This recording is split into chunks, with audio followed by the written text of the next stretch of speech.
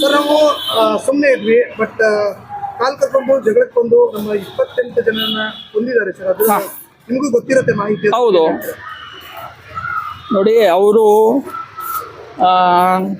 Terrorist, ಅವರು ಮಾನವೀಯತೆ ಇಲ್ಲ. ಫಸ್ಟ್ ಥಿಂಗ್ ಆಯಿತಾ, ಮಾನವೀಯತೆ ಇಲ್ಲದವರು.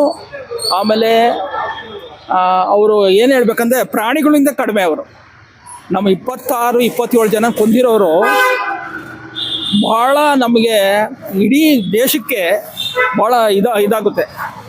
ಐ ಮೀನ್ ತುಂಬ ನೋವಾಗಿದೆ. ಕಾಲ್ ಕೇರ್ಕೊಂಡು ಬಂದಿದ್ದಾರೆ. ಇದು ಎಲ್ಲ ಪಾಕಿಸ್ತಾನದೇ ಕೈವಾಡ. ಇದಕ್ಕೆ ಹೌದು, ಇದೊಂದು ಭಾಳ ಈ ವಿಷಯ ಅಂತ ಹೇಳಿದ್ರೆ, ಅವರು ಹೇಳ್ಬೇಕಂತ ಹೇಳಿದ್ರೆ ಧರ್ಮದ ಬಗ್ಗೆ ಅವ್ರಿಗೆ ಇದು ನಂಬಿಕೆ ಇಲ್ಲ. ಹಿಂದೂಸ್ನೇ ಟಾರ್ಗೆಟ್ ಇಟ್ಕೊಂಡು ಮಾಡಿದ್ದಾರೆ. ಒಬ್ಬೊಬ್ಬರನ್ನು ಮುಸ್ಲಿಮ ಹಿಂದೂನ ಅಂತ ಅನೇಕ ರೀತಿ, ಅದು ಏನು ಕಲಾಂ ಓದು, ಆಮೇಲೆ ಬೇರೆ ರೀತಿ ಪರೀಕ್ಷೆ ಅವ್ರಿಗೆ ಐ ಮೀನ್ ತೊಂದರೆ ಕೊಟ್ಟು ಬಟ್ಟೆ ಎಲ್ಲ ಬಿಚ್ಚಿ ಇದು ಮಾಡಿ ಅವರಿಗೆ ಹಿಂದೂ ಅಂದಾದ್ಮೇಲೆ ಅವ್ರಿಗೆ ನರಮೇಧ ಮಾಡಿದ್ದಾರೆ. ಇದಕ್ಕೆ ಕಟುವಾಗಿ ಟೀಕಿಸ್ತಾರೆ ಎಲ್ಲ ಭಾರತೀಯರು.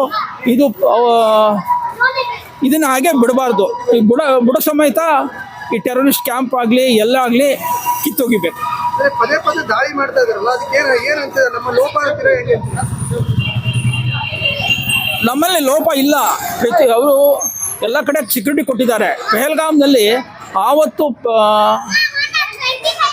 ಕೆಳಗಡೆ ನಮ್ಮ ಇವರೆಲ್ಲ ಇದ್ದರು, ಏನೋ ಮಿಲಿಟ್ರಿ ಅವರೆಲ್ಲ ಇದ್ದರು. ಮೇಲ್ಗಡೆ ಮಾತ್ರ ಗೊತ್ತಾಗಲಿಲ್ಲ. ಅವ್ರಿಗೆ ಗೊತ್ತಾಗಿದ್ದರೆ ಅಲ್ಲಿನೂ ಸೆಕ್ಯೂರಿಟಿ ಕೊಡ್ತಾಯಿದ್ರು. ಇವಾಗ ಅವ್ರಿಗೆ ಅಲ್ಲಿ ಪೆಹಲ್ಗಾಮ್ ಇದು ಟೂರಿಸ್ಟ್ ಪ್ಲೇಸಲ್ಲಿ ಸೆಕ್ಯೂರಿಟಿ ಕೊಡಬೇಕಂತ ಆದೇಶ ಬಂದಿದೆ. ಪ್ರತಿಯೊಂದೂ ಇವಾಗ ಎಲ್ಲ ಕಡೆ ಕವರ್ ಮಾಡಿ ಸೆಕ್ಯೂರಿಟಿ ಕೊಡ್ತಾ ಇದ್ದಾರೆ.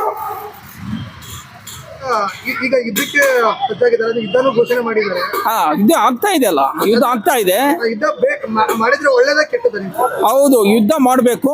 ಕಂಪ್ಲೀಟು ಟೆರರಿಸ್ಟ್ ಕ್ಯಾಂಪ್ ಪೂರ್ತಿ ನಿರ್ಮಾಣ ಮಾಡಬೇಕು. ಫಸ್ಟ್ ಥಿಂಗ್ ಮೋದಿ ಹೇಳಿರೋದು, ಎಲ್ಲ ಪಾರ್ಟೀಸ್ ಹೇಳಿರೋದು, ಎಲ್ಲ ಸಪೋರ್ಟ್ ಮಾಡ್ತಾ ಇದೆ. ಪ್ರತಿಯೊಂದು ಎಲ್ಲೆಲ್ಲಿ ಇದ್ದಾರೋ ಅಡಿಗೆ ತಾಣಗಳು ಇದ್ರೋ ಎಲ್ಲ ಕಡೆನೂ ನಿರ್ಮಾಣ ಮಾಡಬೇಕು ಟೆರರಿಸ್ಟ್ ಕ್ಯಾಂಪ್. ನಾವು ಯಾರು ಅಮಾಯಕ ಜನರ ಮೇಲೆ ಆಗಲಿ, ಮಕ್ಕಳ ಮೇಲೆ ಆಗಲಿ, ಮುದುಕರ ಮೇಲೆ ಆಗಲಿ ನಮ್ಮದು ಇದಿಲ್ಲ. ಟೆರರಿಸ್ಟು ಎಲ್ಲೆಲ್ಲಿ ಇದೆಯೋ ಎಲ್ಲರೂ ಹೊಡೆದು ಹಾಕಬೇಕು, ಪಾಕಿಸ್ತಾನದಿಂದ ಓಡಿಸ್ಬೇಕು. ಹೌದು, ಪರಿಹಾರ ಆಗುತ್ತೆ. ಪರಿಹಾರ ಅಂತ ಯಾವ ರೀತಿ ಹೇಳ್ತಾ ಇದ್ದೀರಾ?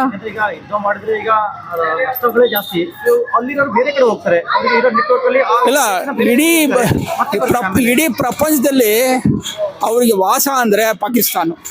ಯಾವ ಕಂಟ್ರಿನೂ ಟೆರರಿಸ್ಟ್ ಅವ್ರನ್ನ ಹತ್ರಕ್ಕೆ ಬಿಡ್ಕೊಳ್ಳೋದಿಲ್ಲ, ಅವ್ರಿಗೆ ಪ್ರೋತ್ಸಾಹೋದಿಲ್ಲ, ಅವ್ರಿಗೆ ಇರೋದಕ್ಕೆ ಸ್ಥಳ ಕೊಡೋದಿಲ್ಲ, ಟ್ರೈನಿಂಗ್ ಕ್ಯಾಂಪ್ ಕೊಡೋದಿಲ್ಲ. ಓನ್ಲಿ ಪಾಕಿಸ್ತಾನ ಮಾತ್ರ ಇಡೀ ಪ್ರಪಂಚದಲ್ಲಿ.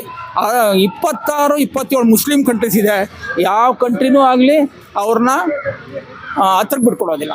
ಇವನ್ ಇದು ತಾಲಿಬಾನ್ ಹೋಗಲಿ, ಬಲೂಚಿಸ್ತಾನ್ ಆಗಲಿ, ಯಾರೂ ಇಲ್ಲ, ಪಾಕಿಸ್ತಾನ ಒಂದೇ.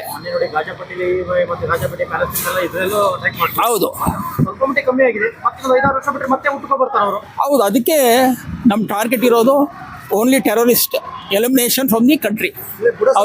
ಹೌದೌದು, ಬುಡ ಸಮೇತದಿಂದ ಕಿತ್ತಾಗಲೇಬೇಕು. ಈ ಸಲ ಒಳ್ಳೆ ಇದು ಸಿಕ್ಕಿದೆ, ಎಲ್ಲ ಸಪೋರ್ಟ್ ಸಿಕ್ಕಿದೆ ಎಲ್ಲ ದೇಶದಿಂದ. ಅಮೆರಿಕ ಆಗಲಿ, ರಷ್ಯಾ ಆಗಲಿ, ಆಮೇಲೆ ಮುಸ್ಲಿಂ ಕಂಟ್ರೀಸ್ ಆಗಲಿ, ಪ್ರತಿಯೊಬ್ಬರೂ ಸಪೋರ್ಟ್ ಮಾಡ್ತಾ ಇದೆ. ಇದನ್ನು ಸೀರಿಯಸ್ಸಾಗಿ ತೊಗೊಂಡು ಯಾವುದೇ ಕಾರಣಕ್ಕೂ ಅವರು ಟೆರರಿಸ್ಟ್ ಒಬ್ಬರೂ ಜೀವಂತವಾಗಿ ಉಳಿಸಬಾರ್ದು. ಅಂದರೆ ಇನ್ನೂ ಅಂದರೆ ಭಾರತಕ್ಕೆ ಏನಾದ್ರು ಒಳಗಡೆ ಬರಬೇಕು ಅಂದರೆ ಯೋಚನೆ ಮಾಡಿ ಬರಬೇಕು ಯಾರು? ಹೌದು, ಭಾರತ ತಂಟೆಗೆ ಬರಬಾರ್ದಿಲ್ಲ. ಹೌದು, ನಮ್ಮ ಏನು ಸರ್ಕಾರ ಏನಿದೆ ಘೋಷಣೆ ಮಾಡಿದೆಲ್ಲ, ಇದ್ರ ಬಗ್ಗೆ ನೀವು ಹೇಳ್ತೀರಾ? ಯಾವುದು?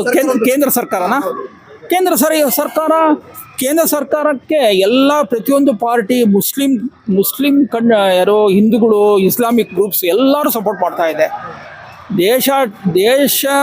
ದೇಶದ ಬಗ್ಗೆ ಏನಾದರೂ ಬಂದರೆ ನಮ್ಮ ಭಾರತೀಯರೆಲ್ಲ ಒಗ್ಗೂಟಾಗ್ತಾರೆ. ಇಂಟರ್ನಲ್ ಪಾಲಿಟಿಕ್ಸ್ ಇದ್ದೇ ಇರುತ್ತೆ. ಬಟ್ ಈ ಟೈಮ್ನಲ್ಲಿ ಪ್ರತಿಯೊಬ್ಬರೂ ಸಪೋರ್ಟ್ ಕೊಡ್ತಾ ಇದೆ, ಕೈ ಜೋಡಿಸಿದೆ ಕೇಂದ್ರ ಸರ್ಕಾರಕ್ಕೆ. ಅದರಿಂದ ನಾವು ಯಶಸ್ವಿ ಆಗ್ತೀವಿ ಈ ಇದರಲ್ಲಿ. ಅಂದರೆ ಕೆಲವರು ನಮ್ಮಲ್ಲಿ ಎತ್ಕೊಂಡು ವಿರೋಧ ವ್ಯಕ್ತಪಡಿಸ್ತಾರೆ. ಇಲ್ಲ, ಇವಾಗ ಯಾರು ವಿರೋಧ ಪಡ್ತಾ ಇಲ್ಲ. ನನ್ನ ಪ್ರಕಾರ ಯಾರು ಇದು ಮಾಡ್ತಾ ಇಲ್ಲ. ಎಲ್ಲರೂ ಕೈ ಜೋಡಿಸಿದ್ದಾರೆ, ಕೇಂದ್ರ ಸರ್ಕಾರಕ್ಕೆ ಎಲ್ಲರೂ ಕೈ ಜೋಡಿಸಿದ್ದಾರೆ.